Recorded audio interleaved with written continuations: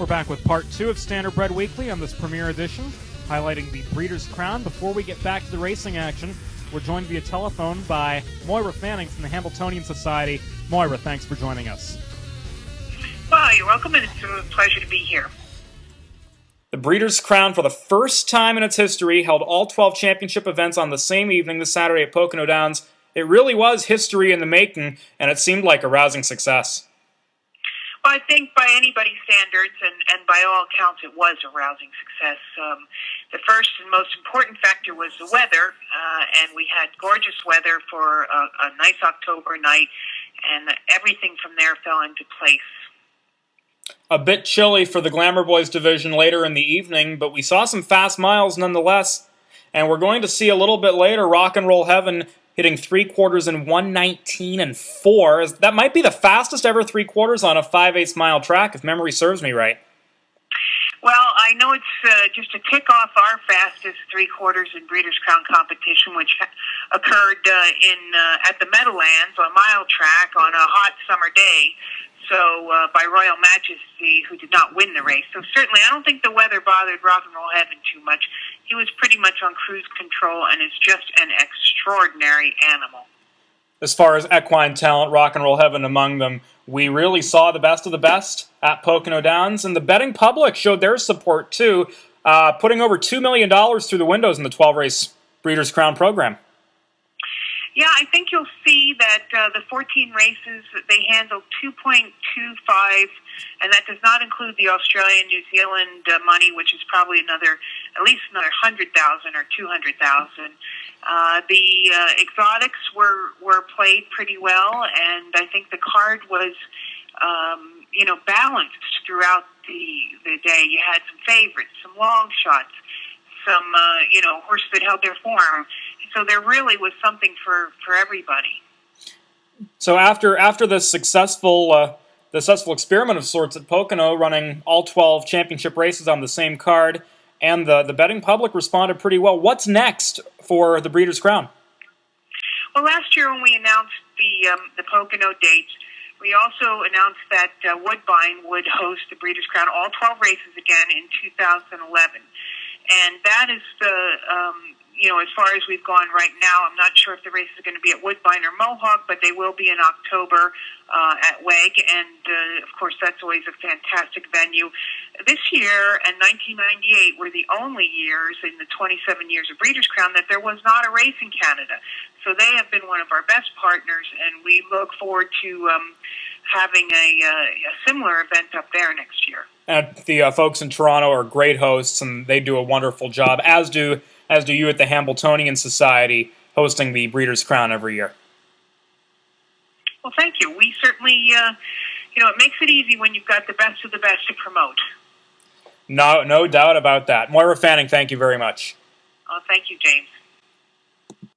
Jason Colts and Geldings kick off part 2 of the program. They contested a $600,000 purse in race number 8 with Fashion Delight, the 8-5 favorite under David Miller. Shady Shark Hanover was the 3-1 second choice. We go to Sam McKee with the call. We'll pick things up on the far turn.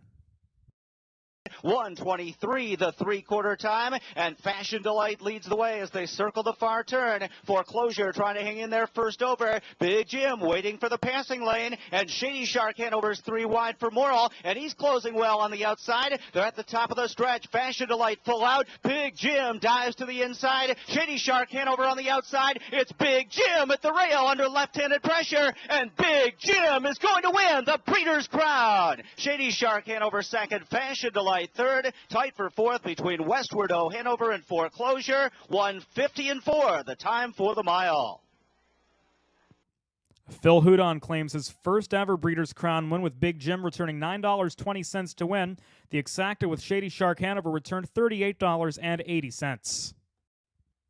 3-year-old trotting fillies took to the track for race number 9, a $500,000 purse. On the line and behind closed doors was the 3-2 favorite with Dave Pallone on the bike, Ultimate Cameron 5-2 second choice, Fashion Feline and Bramalia Hanover were both 5-1 to Jimmy B with the call. It's a big-time traffic jam now. Inside, slight lead for Ultimate Cameron. Outside, Bramley Hanover out wide, Spicy Wings. Impressive Kemp looking for room. Behind closed doors at the pocket. It's a land rush now. Spicy Wings takes the lead far outside. Impressive Kemp is just dusting him here. Impressive Kemp. Pierce does it again. Impressive Kemp by a length and 3/4 at the end, going away. Ron Pierce scores a driving hat trick with Impressive Kemp in a 13-1 upset, returning $28 even to win. Behind closed doors completed the exacta, returning $145 even. Spicy Wings finished third to complete a $600 trifecta. Impressive Kemp took the 3-year-old filly trotting division of the Breeders' Crown at 154-4.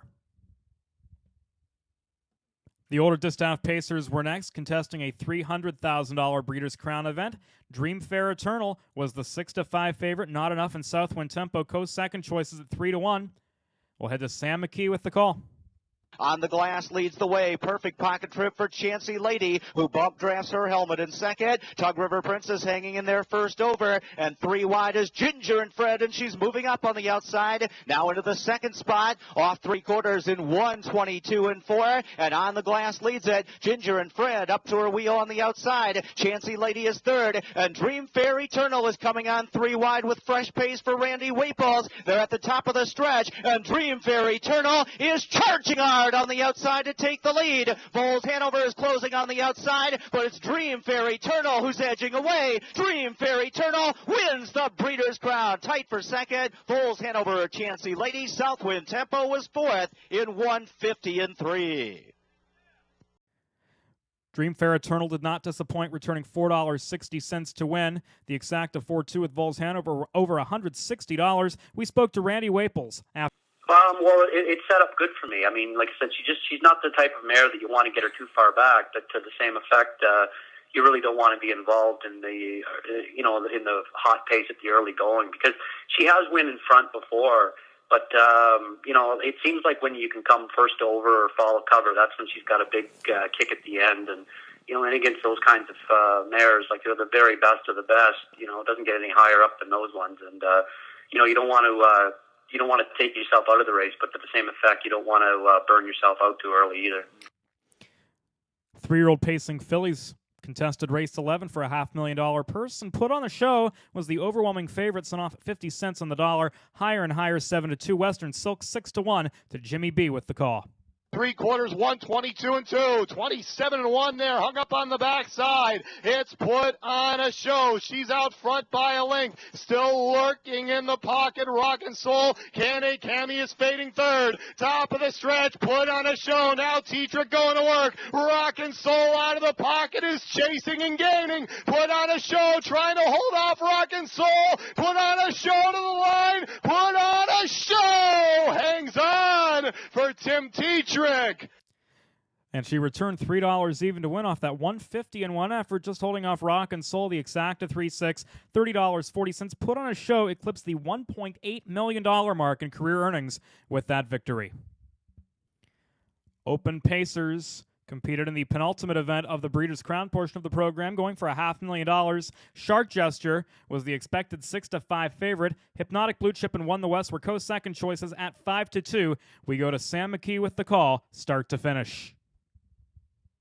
And they're off, and Lissigan is charging out from the outside for Andy Miller, trying for the lead. Shark Gesture looking to protect the rail, hustling hard for George Brennan, and Won the West came away well. He's racing in third, and he'll have room to drop in just in front of Foiled again, who came out in fourth. Better Sweet on the inside fifth. Hypnotic Blue Chip is sixth in the early stages, followed up by Clear Vision, and Blue Ridge Western is the trailer. It's the Shark leading the way, and George Brennan has the gas pedal down on Shark Gesture. How about 26-2 for the opening quarter, but he broke. Shark Gesture goes off stride. Lissigan was forced wide around him, so Won the West inherits the lead, passing the stands for the first time. A roughed up Lissigan is first up on the outside, and Foiled again is right there in the garden spot third. Better Sweet rides the pylons up into fourth. Hypnotic Blue Chip racing fifth and edging to the outside. Clear Vision is sixth and behind him. Then Blue Ridge Western and a costly break by Shark Gesture, and he trails the field. The half in 54-3, so One the West is in control as they head onto the back stretch. He's using Liss again as a pick to block any outer flow from developing.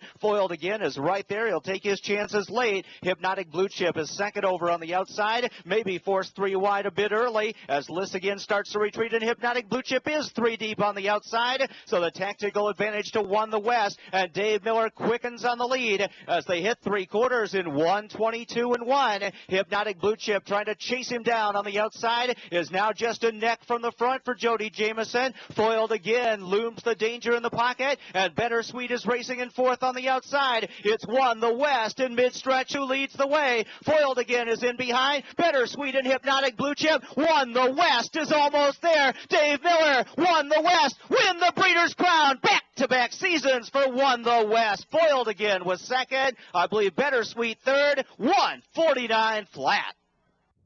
One the West returned $7.60 to win. The Ron Burke exact of One the West and Foiled again returned $27. We caught up with David Miller after the race. Well, I'll tell you this. Around the last turn, I put my foot on inside the earplug string, getting ready to pull the plugs. And when he felt that, he took off. So, that's always a good feeling, Like I said, going in the last turn, I asked him, and he swelled right up. And like I said, I went to pull the plugs, and before I even got him out, he was already charging. And that's always a good feeling, a good sign, that he was going to be all right. He was going to pace on. So. 3-year-old Colton Gelding Pacers wrapped up the Breeders' Crown action from Pocono Downs, a $500,000 event. So Rock and Roll Heaven, the 1-5 favorite, One More Laugh, was the 3-1 second choice. Jimmy B with the call, start to finish. Underway in the Breeders' Crown for the 3-year-old Colton Geldings Pacers. Shuby's Place is first to show on the inside. Moving up One More Laugh in between horses there. Also coming up is We Will See into second now. Far outside getting up into position there is Fred and Ginger. Rock and Roll Heaven also in the outer flow fifth, followed by Rockin' Image. Then at the back of the pack here, he's Gorgeous Art and Charm and BG's Folly. The quarter 26-1, fastest we've seen all night here. We Will See has the lead, but Fred and Ginger now takes it from him here for Brian Sears. Here comes One More Laugh, and Tetrick, he's going after the lead. Rock and Roll Heaven right behind that as One More Laugh clears. Also in the outer flow there, We Will See around the turn fifth there. After that on the outside now coming up is Shuby's Place. Further back there to He's Gorgeous Art and Charm, BG's Folly. 53-2, 27-1 second panel. Impossible fractions up here. Rock and Roll Heaven is the new leader. On the outside, pressuring Rock and Image. Gonna slide into the pocket in front of One More Laugh. Nice job there. And One More Laugh goes off stride. That scatters the back of the pack. Third there, distant from the leaders, is Fred and Ginger. Rock and Roll Heaven clear by 2. 3/4, 119-4. 26-2. Are you kidding me here? Rock and Roll Heaven is out here by 4 full lengths. Trying to stay close. Rocket Image. Fred and Ginger is third. At the top of the stretch, Rock and Roll Heaven is extending his lead. He's unstoppable. He's untouchable. He's unbeatable tonight. Rock and Roll Heaven, a coronation of the Breeders' Crown final. Wins it going away in 149 flat. I'd speculate Rock and Roll Heaven wrapped up 3-year-old Pacer of the Year honors with that 242-10, 210 effort and 149 flat. Rock and Roll Heaven, one going away, reached 3/4 in 119-4. One More Laugh made a break in stride on the backstretch, taking him out of contention. The pick 6 returned $8,000, 6 of 6, 5 of 6 consolation ticket returned $64, noting 3 favorites in that pick 6 combination: Dream Fair Eternal, Put on a Show, and Rock and Roll Heaven. That's a wrap for this premiere edition of Standardbred Weekly. Join us again next Tuesday as we take a look back on stakes action from the Red Mile, highlighted by the Kentucky Futurity. Thanks for joining us.